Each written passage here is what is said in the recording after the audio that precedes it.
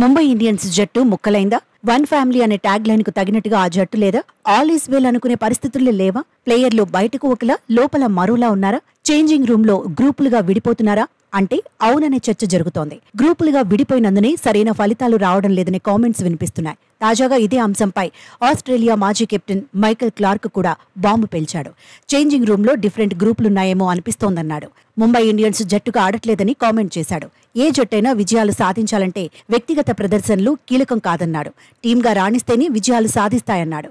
ఇప్పటి వరకు ముంబై ఇండియన్స్ సాధించిన విజయాల్లో వ్యక్తిగత ప్రదర్శనతో గెలిచినవే ఉన్నాయనే యాంగిల్లో మాట్లాడాడు. ఫీల్డ్లో విభేదాలు కనిపించకపోయినా డ్రెస్సింగ్ రూమ్ లో మాత్రం ఏదో జరుగుతోందని అనుమానం వ్యక్తం చేశాడు. మంచి ప్లేయర్లు కూడా నిలకడగా రాణించలేకపోతున్నారన్నాడు. ముంబై ఇండియన్స్ టీంగా రాణించలేకపోతోందని చెప్పేశాడు. మైకెల్ క్లార్క్ చేసిన కామెంట్స్ ఇప్పుడు వైరల్ గా మారాయి. గతంలోనూ ముంబై ఇండియన్స్ లో గ్రూపులున్నాయని కథనాలొచ్చాయి.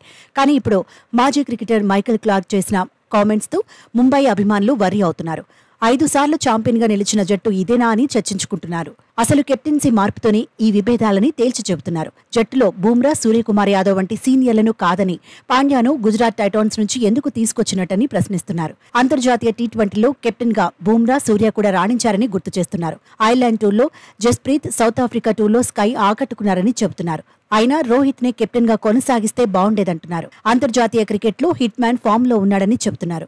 టీమిండియాకు 3 ఫార్మాట్లలోనూ రోహితే కెప్టెన్ గా ఉంటున్నాడు. బంగారం లాంటి కెప్టెన్ ను వదిలేసి పాండ్యాకు పగ్గాలు ఇవ్వడమే తప్పని కొందరు అభిమానులు ఆగ్రహం వ్యక్తం చేస్తున్నారు. ప్రస్తుత పరిస్థితులు చూస్తుంటే ప్లే ఆఫ్స్ కు ముంబై ఇండియన్స్ చేరడం కష్టమే అంటున్నారు. ప్రస్తుతం ముంబై ఇండియన్స్ పై ఒత్తిడి పెరిగిపోయిందంటున్నారు. బలమైన ప్రత్యర్థులను ఢీకొట్టడం అంత ఈజీ ఏమీ కాదంటున్నారు. ప్లేయర్లు సమిష్టిగా రాణిస్తే తప్ప విజయాలు సాధించలేరంటున్నారు.